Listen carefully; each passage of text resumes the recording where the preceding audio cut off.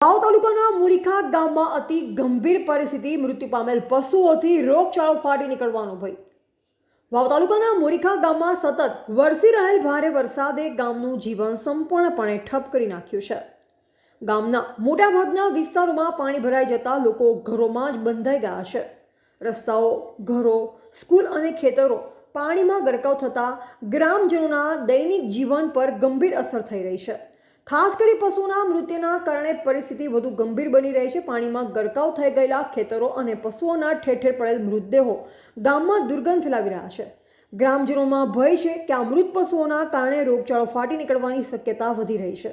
ખાસ કરી પાણીજન્ય રોગો, ચામડીના રોગો અને મચ્છરજન્ય રોગો ગામમાં ઝડપથી ફેલાઈ શકે છે।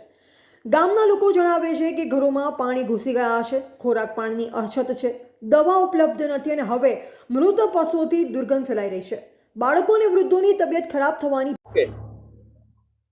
મારું મુરીખા ગામ 2015 માં પણ પાણીમાં હતું, 2017 માં પણ પાણીમાં છે અને 2025 માં પણ પાણીમાં છે। સરકારને એટલી વિનંતી કરું છું કે મારું મુરીખા ગામ આખું મુરીખા ગામ રેસ્ક્યુ કરીને પ્રાથમિક શાળા હોય, રામજી મંદિર હોય, ખેતરોમાં રેસ્ક્યુ કરીને બહાર કાઢેલા છે। તો તંત્રને હું એટલું વિનંતી કરું છું કે તાત્કાલિક બધી વ્યવસ્થા કરાવે। મેં મારા પોતાના ખર્ચે 2 દિવસ જમવાની વ્યવસ્થા કરાવી અને ગામ લોકોને મેં સાથ સહકાર આપ્યો છે। તમે તમારી લાઈવ લોકેશન મુરીખા ગામની ડેરી હોય, બાળ મંદિર હોય કે માણસો હોય, આપની નજર સામે જોવા કે માણસો કેવી રીતે નીકળી રહ્યા છે। હાલ તમારી નજર સામે મારા મુરીખા ગામ જોઈ રહ્યા છો તમે। અત્યારે ગામ લોકો પણ મારી સાથે જોડાયેલા છે અને સરકાર શ્રીને એક વિનંતી કરું છું કે તાત્કાલિક સહાય હાલવા વિનંતી।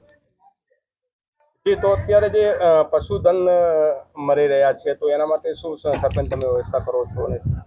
હું સરકારને એટલું કહું છું કે મુરીખા ગામની અંદર રોગચાળો ફાટી ના નીકળે, તાત્કાલિક પશુ જેટલા મરી ગયા છે એમને તાત્કાલિક દટાવવાની વ્યવસ્થા કરે અને એક પશુ ડોક્ટર ટીમ અહીંયા ઉતારે, જેથી કરીને સત્વરે જે પશુ જે